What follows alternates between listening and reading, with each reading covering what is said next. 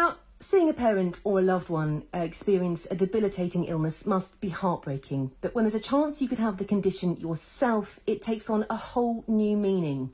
Earlier today, I met someone called Paula Meir. Now, her mother battled alcoholism and suicide attempts. Now, it's all because she suffered from Huntington's disease. There's now a 50-50 chance that Paula herself could have the condition, but she's chosen not to know, living her life instead, as she says, on the flip of a coin.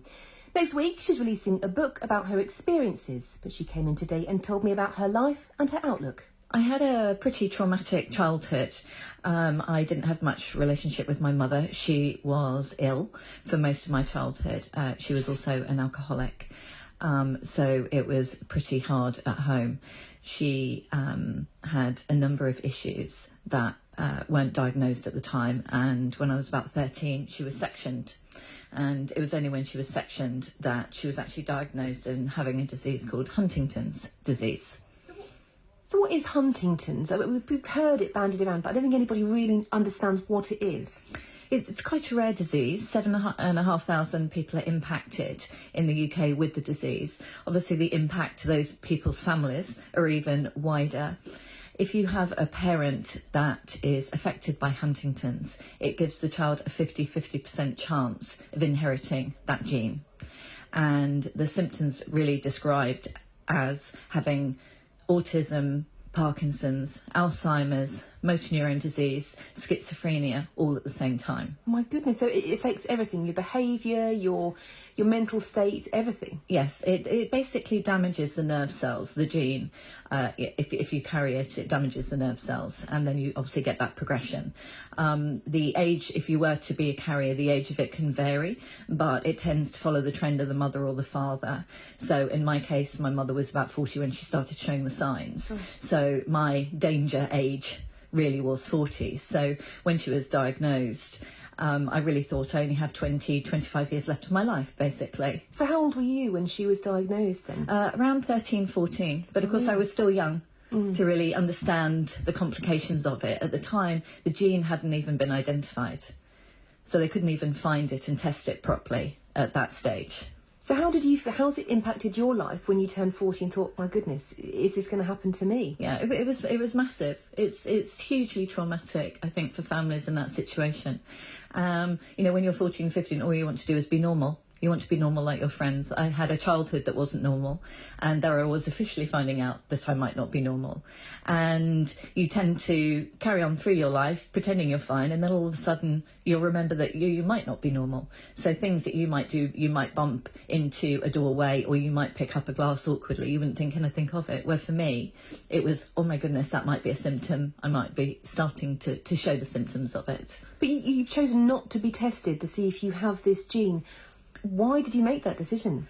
Yeah, it's very personal to everybody in this situation, and I haven't broadly shared even the fact that I've got this disease in my family. In fact, the book really is going to be a surprise for lots of people. There's a couple of close friends that know about it, but it's not something that I've shared more broadly. I never wanted to be defined by it. Originally, in terms of the testing, there was no test for it when I was younger. And then you have to kind of decide, what value is it going to add to your life? It's a flip of a coin. If I asked you to flip a coin now, heads you have it, tails you don't. Gosh. But if you do, it might affect your life assurance, might affect you getting a mortgage, you might have to put it on job applications. And if you have children, then your children might have to flip a coin. And this has affected your whole outlook to life, hasn't it? This whole living on a coin flip, basically. How has it changed the way you see things and behave? Yeah, I think initially, obviously, I didn't do fantastically well at school. I failed my A-levels, I didn't go to university because my home life was so traumatic. And so I really thrust myself into work and working hard, knowing that I might only have 20 years. I had children early, so there was no doubt that I made decisions initially based on the fact that come 40, my life might be over. So I did make certain decisions. I married early, I had children early, and I really drove myself to work. And, career-wise, I ended up doing really well despite all of it. And it's kind of a two-way sword, really. In one way, you make lots of decisions based around it and really push yourself. But on the other hand, I live very much in the present. So I wanted to experience everything because I thought I only had a 20-year window in order to experience, which is really where the book came about living life in the present. You know, I have a story, maybe similar to others. Everybody has something that's happening in their life or may have happened in their childhood, and we can become a victim of our own story, and it can prevent us from making the choices that we want to, or making decisions that we want to. And this book was really, it's not about Huntington's, a book per se, it's about if you have your own story that is challenging for you, or things are getting in the way of you making the right decisions, or you're stuck in a relationship, or you're stuck in a job you don't want to do, these are all the things that can help you move on and live your life in the way that you want to. So what kind of things do you tell people? What advice can you give? So the book is made up of various chapters. It's very practical. It's not an academic book. It gives pragmatic, practical advice. So there are various chapters of normal emotions that we deal with through life. So there's a chapter on anger, there's a chapter on guilt, there's a chapter on loss and separation. There's a chapter on controlling behaviour in you and or in someone else. Emotional baggage is quite a fun chapter. You know, we all carry around emotional baggage from various relationships, and each chapter is very much structured. This is what it is, this is why it happens, and here are a number of tips to help you get it out the way, because obviously the more we can get out the way, the more creative we can be and the more open we can be to the life that's out there regardless of what's happening. The book halfway through goes more into improving your self-esteem, your confidence, the power of choice, making big decisions, and also having hard conversations with people, because sometimes people want or don't want us to live the life that we want to live. They want us to live another life, and this is about having conversations with those people to say, do you know what, it's okay if I want to make some different choices, and this is how I'm going to do it. And the background to your book says you believe that nothing is unsolvable, which is a massive statement to make, bearing in mind your background and your possible medical condition. What do you mean by that, nothing's unsolvable? I think it's more around being able to create your own story. I have a very particular story that could really be very traumatic still for me now. I still don't know. I still haven't decided to be tested yet. I might at some point in the future.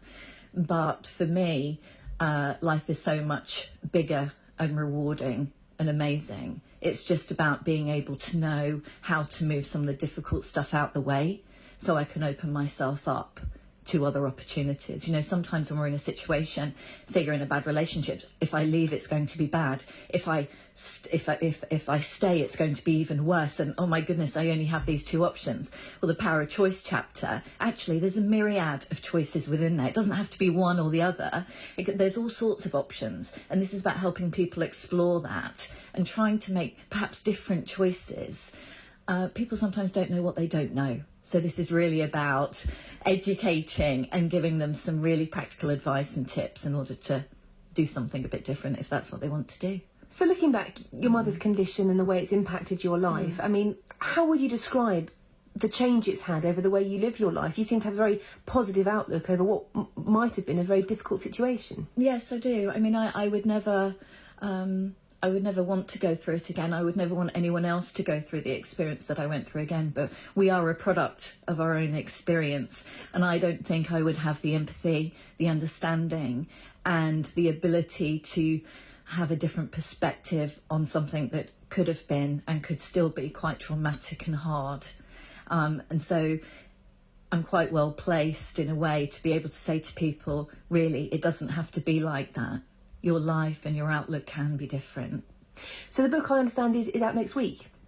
Yes, it is. Yes, in all good bookstores and on Amazon. And hopefully it'll be really, really helpful to people. And I would love to hear how they're getting on. They can get in contact with me and also get regular updates of practical tips and advice. They can find me on Facebook under Paula Meir Coaching. That's Meir, M-E-I-R. People always get my name wrong. I'm on Twitter and Instagram. And there will be things that come out weekly that give people positive motivation with tips and advice. So they can find me and obviously watch stuff on there as well. Paula Meir, thank you very much for joining me. Thank you.